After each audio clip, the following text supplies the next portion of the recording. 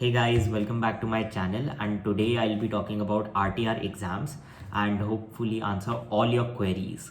So let's get started. So to become a pilot, you have to give 6 exams in total. So 5 are your DGC exams and the 6th one is your RTR exam, which is conducted by WPC, which is Wireless Planning and Coordination. RTR stands for Radio Telephony Restricted. So your RTR exam is of 100 marks, out of which 50 marks are for practical part 1 and the next 50 marks are for your Viva part 2.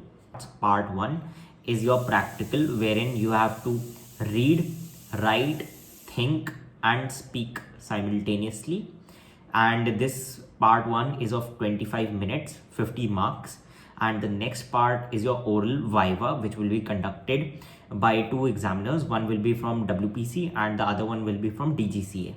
And there are 3 categories of RTR license. First is RTR A, second is RTR P, and the third one is RTR C. So now talking about the difficulty of the exam. So different people have different opinions about this.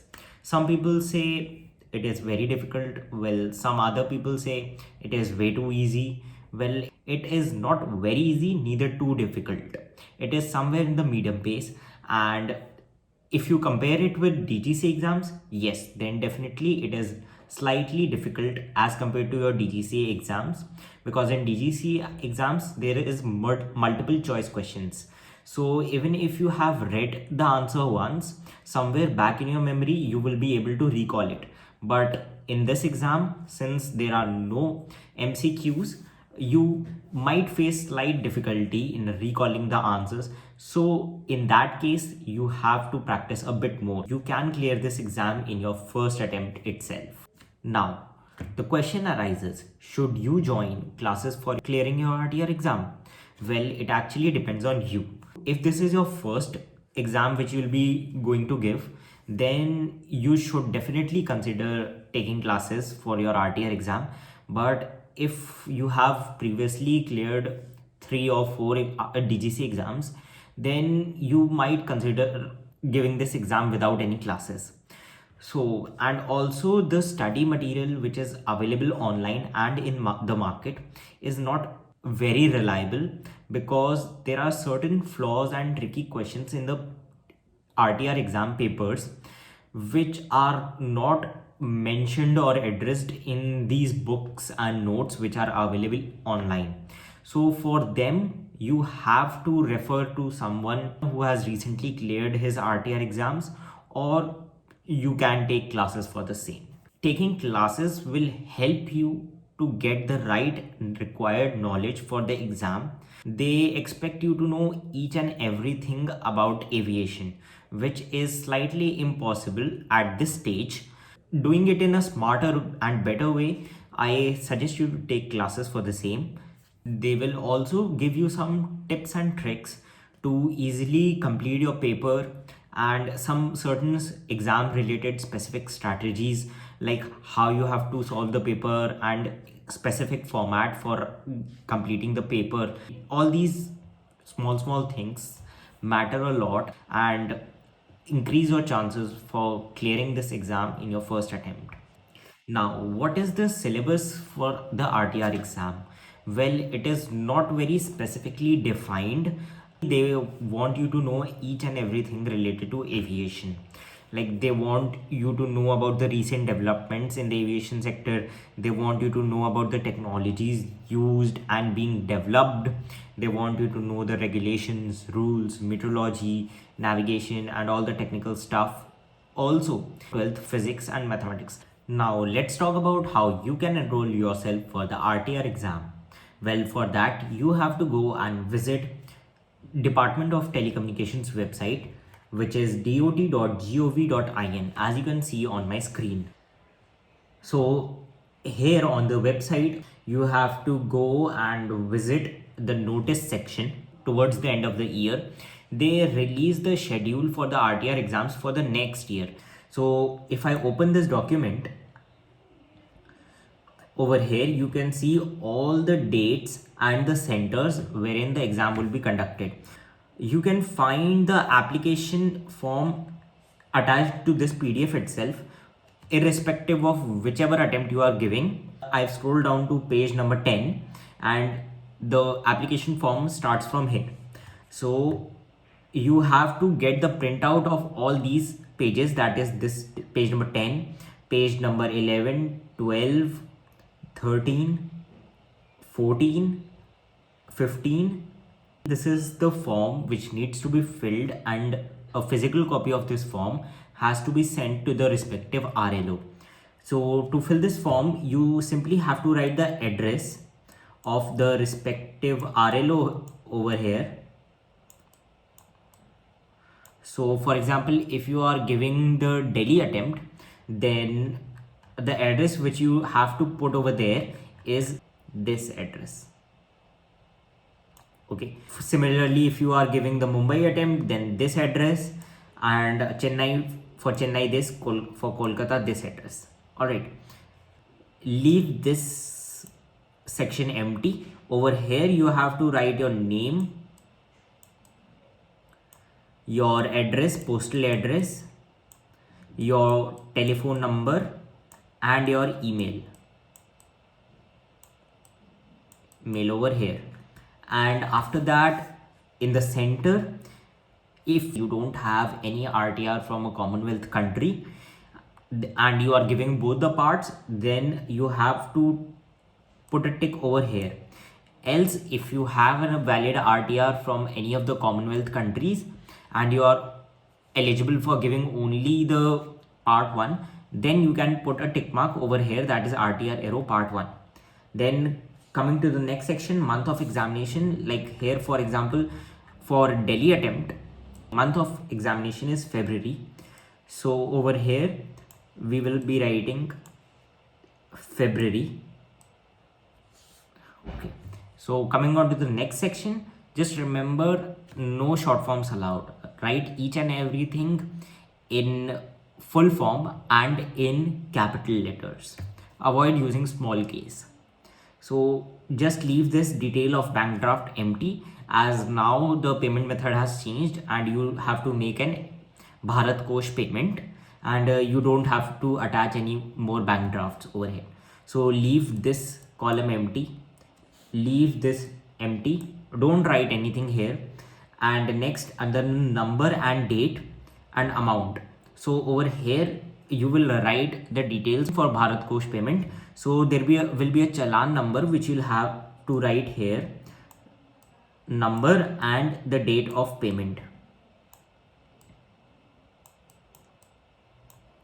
Over here you just have to write rupees 500, which is the fees for a single RTR exam session.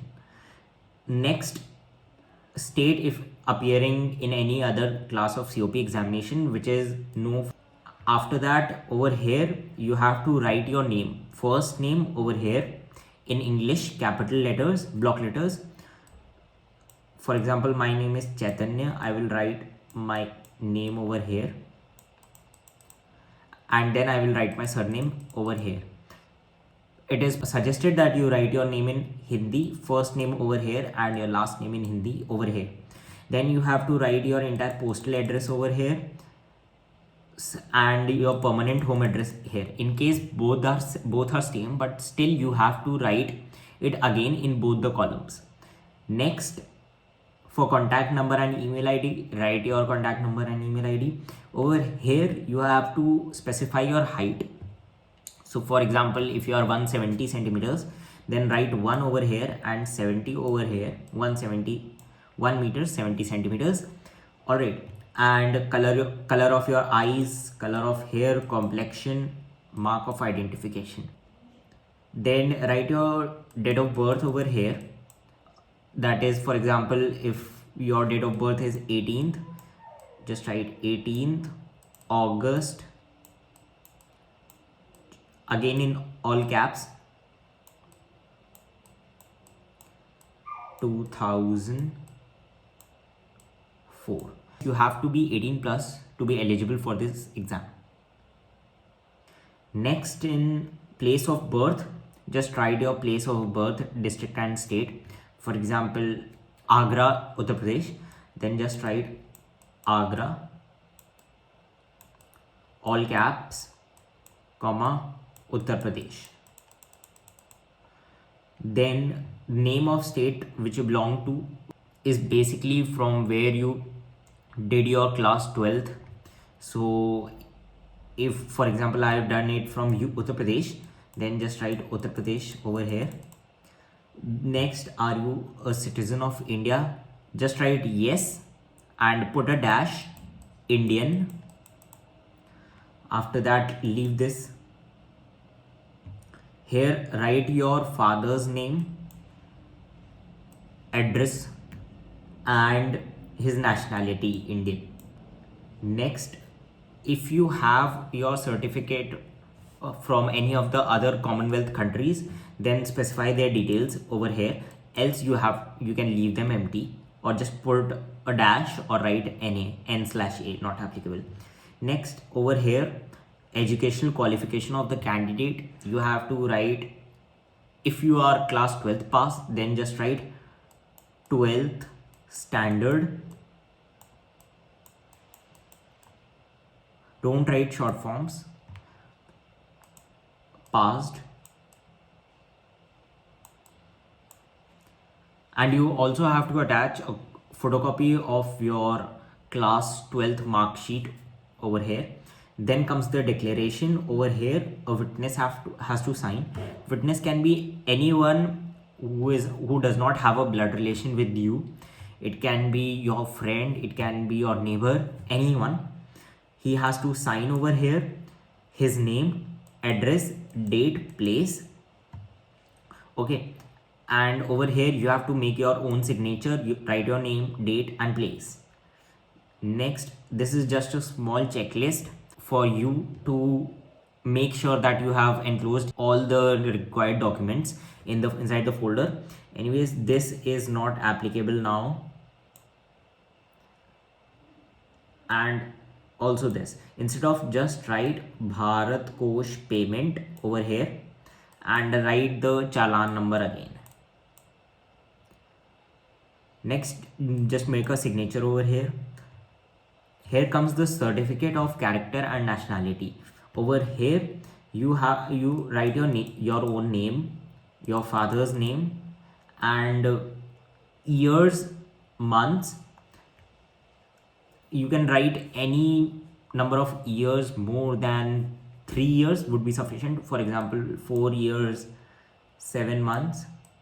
Then he bears a good moral character and is of Indian nationality. Then write the place, date, and then you have to get it attested by a gazetted officer. The gazetted officer of central or state governments, member of parliament or state legislature, subdivisional magistrate officer, or tehsildar. So he has to sign over here, write his name, designation, and put his stamp over here. Next, this is your admission certificate. If you are filling the application for Delhi, just write New Delhi over here, and over here write your name. Here write your center, New Delhi. Over here write your postal address along with your name, and leave everything else. Next comes the attendance sheet. Over here, if you are giving only part 1 or both part 1 and part 2, tick the respective column. Write the name of the center, which in this case is New Delhi. Then you have to stick a photograph of yourself, signed and dated, on the front. Then leave this section empty. This is not to be filled by you. And then again over here write your full name in block letters, your postal address, your father's name, date of birth, place of birth, nationality, height in meters, 1.70, color of eye, color, hair, complexion. This should match again with all the details which we have filled earlier. Then marks of identification, any moles on head, hands will do. Then leave this empty, and this is how the form has to be filled. After filling this form, Now start collecting all the documents together. That is, take 2 photographs of yourselves, signed and dated.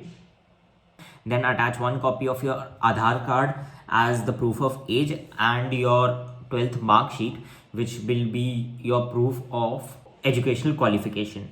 Next, this character certificate has to be attached. Domicile certificate, Aadhaar card would do, and the printout of this form, which is duly attested and signed by the gazetted officer. Enclose it within this envelope along with the Bharat Kosh payment. I'll tell you in few minutes how to make that payment. You also have to enclose the receipt of that payment inside this envelope. Take a printout of the address of the respective RLO from here. Make a Word document. I will also attach a link for the format in the description down below. Okay, so you can always refer to that. Write this complete address and take a printout, paste it in the front. Then at the back, write your own address along with telephone number, name, seal it, and then post it. Talking about making the payment for your RTR exam, you just simply have to go to bharatkosh.gov.in. Okay, log in to your account. After logging into your account, just go to make your payment, select receipt for DOT, and over here depositors category individual. Now for this purpose, click on this search icon, just go to the third page. On the third page, just scroll down and you will see this option, RTRA exam. Remember to click on RTRA exam and not RTRA license, neither RTRA license new. Just simply click on RTRA exam, and once you select RTRA exam, it will automatically set the defined values. Then under payment type, select exam fees.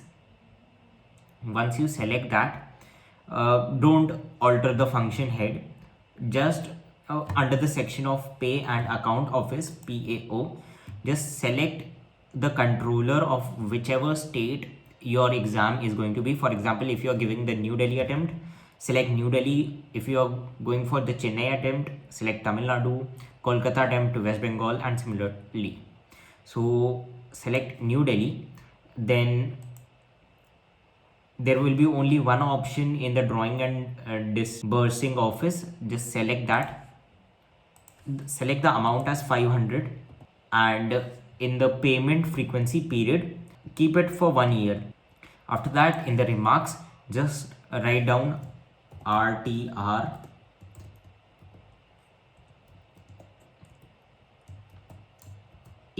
exam fees. That's it. Now fill in the captcha. Then you can see that this specific entry has been added. Click on next after filling the captcha. So here all your details will be shown over here. Just check it again, double check it. Then select online payment. Click on next. The next page wherein you can confirm all the information, your information and purpose details. Then click on next. Now you will be redirected to the payment gateway page. Select whichever mode you are going to pay through net banking, debit card, credit card, or UPI, and then follow the steps further. And okay, so after you make the payment and the amount gets deducted, the website will automatically redirect you to another page wherein a small receipt will be shown along with a challan number and the transaction ID. Now, after you have filled the complete form and posted it to the respective RLO, then you just have to wait for a few days after the last date of submission, and then they will release a PDF notice on their own website, that is dot.gov.in. Something like this: list of admitted and rejected candidates for RTR examination 2022 to be held in Hyderabad Center.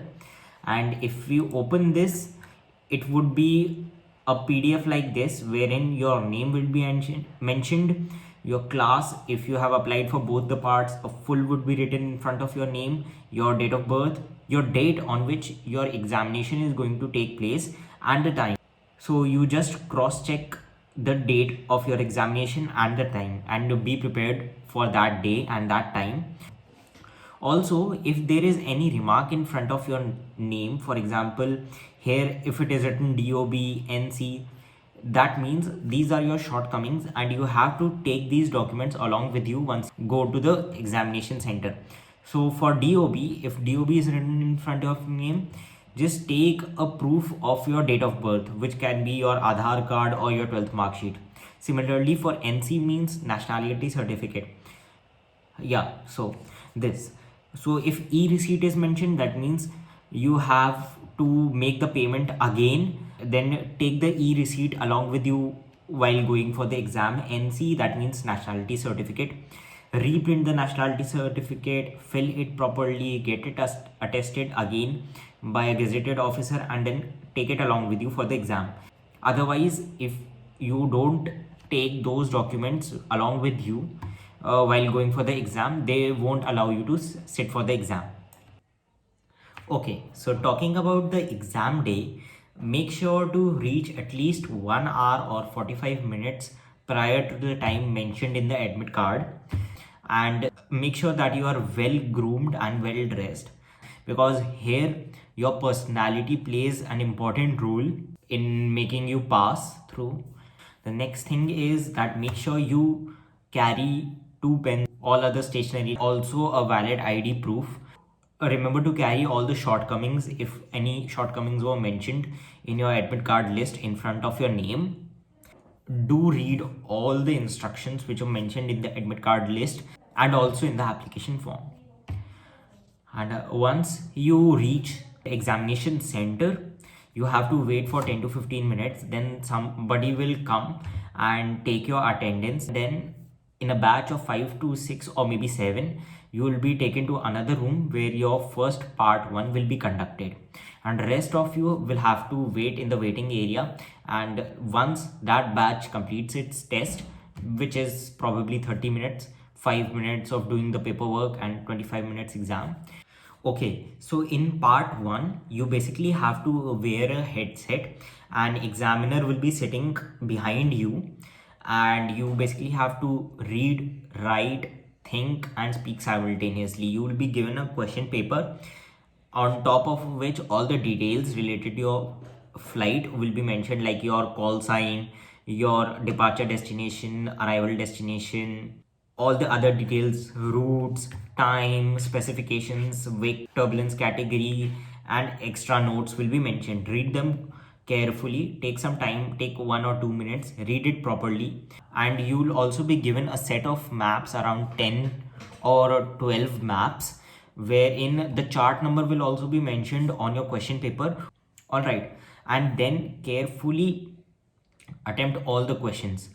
If you get stuck on any of the questions, you can skip that question, but make sure that you cannot alter the order of the question paper. Like for example, if you are doing the question number 1 alpha and then move to the next, if you are skipping question number 1 alpha, you can directly move to question number 1 bravo. But in case you finish your entire paper early, then you cannot go back to question number 1 alpha.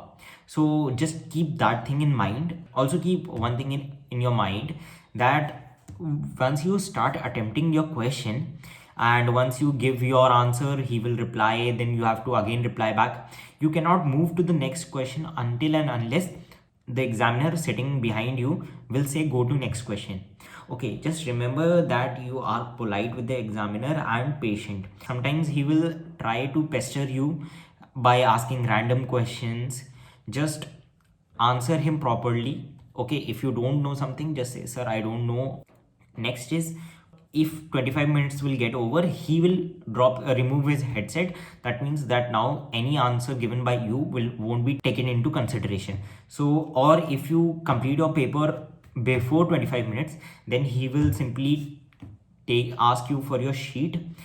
Okay, so once the examination for all the batches is complete, then a person will come with the result and he will tell who all have passed and will be going to the next. All those who have been selected will have to wait in the same waiting area for some more time, and then one by one they will be called for part 2. So now in part 2, All the students will be called one by one for approximately around 30 minutes, and there will be two examiners, one from WPC and one from DGCA. They will ask questions separately.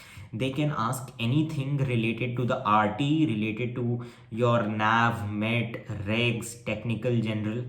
And then once your viva gets completed, you may go back. Okay, so after waiting for almost 1 month or 1.5 months, you will be able to see a new notice of declaration of result of the RTR Aero examination. So it will open up like this, and over here you can search your name and your roll number. If you find your name and your roll number, then congratulations, you have successfully cleared your RTR Aero exam. Now you can move forward with the next step, that is filing an application to obtain your RTR certificate. Okay, so now let's move to the second phase, that is filling the application form to obtain the radio telephony certificate. So for that, you have to go to saralsanchar.gov.in, which is the official website of Department of Telecommunications. As you can see on my screen over here, you have to register yourself. So after registering on saralsanchar.gov.in, fill in all the details correctly. It will ask you to log in again. Log in to your account, and then you will see your home page opened up. Over here, now click on WPC apply now. Now here you will be redirected to another page. Okay, and before filling the form, make sure that you have two photographs of yourself and one scanned copy of the photograph and one self-addressed envelope with 50 rupees stamp on it. So this envelope will basically be used to send you your license back. After this, you are redirected to this page wherein you have to click on apply for certificates, which is the second block, and then over here on this page you have to click on RTR apply now. Here under apply for license, select RTR A license and then click on go, and after this you will land up on this page wherein all your details will be mentioned. Check it, and if it asks for some more details, fill them. Okay, then click on next. The personal details, again fill in all the details if it asks. Then previous license details. If you have a previous license which is from any of the respective Commonwealth countries, then mention its details, or if it is a renewal, then also mention the details of your previous license, else leave it empty. Then the fourth step is payment details. No Bharat Kosh payment is required. You will be asked to make a payment through this website itself. And then the last is declaration. Okay, so one more thing is that in the results PDF, which is this one, if you scroll down to the last page, you will see this undertaking. This is very important. Take a printout of this undertaking and fill this. Over here you have to write your own name, your father's name, and then held at your place, center, in which year, your roll number. Make your signatures over here and write the place, date, in the presence of, write the name of the witness and his signature and address. That's it. Over here click on upload. So once you upload this undertaking, click on save draft, and then you will be asked to submit the application. So after clicking on submit, a digital copy of the entire application will be sent to your email. You take out a printout of that same application, make your signatures wherever required, read it thoroughly, cross check whether all the details are correct, and then return back to this page. Click on current applications. Over here you will be able to see your submission of the application. Under the actions column, there will be two options. First is upload the signed application, and the next one would be make a payment. So you have to click on upload the application and upload the application. which was received on your email.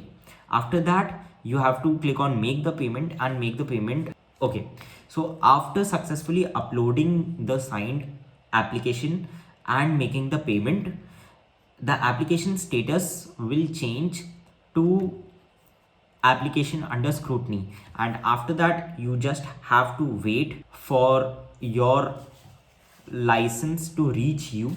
So as soon as you are done with the online application, you also have to post the application to the respective RLO.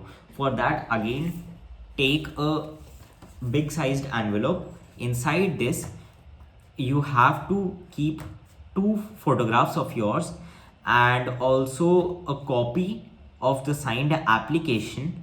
The third thing which you have to place inside this envelope is going to be your result sheet. Okay, so for result sheet, you just have to take out a printout of this result.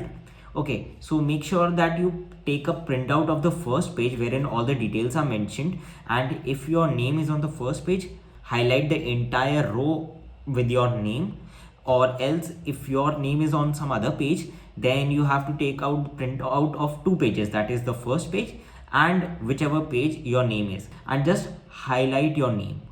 Just staple these 2 pages together and put it inside this envelope. After that, you also have to keep a physical copy of the undertaking.